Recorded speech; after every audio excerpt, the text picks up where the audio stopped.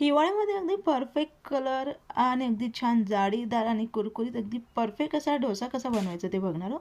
एका भांड्यामध्ये 2 वाटी रेशन तांदूळ, अर्धा वाटी उडीद डाळ, 2 ते 3 चमचे चणा डाळ घालून आपण काय करणार 2 ते 3 पाण्याने स्वच्छ धुवून घ्यायचे. लगेच एका छोट्या वाटीमध्ये अगदी थोडीशी मेथी दाणे देखील आपण भिजवून घेणार आहोत.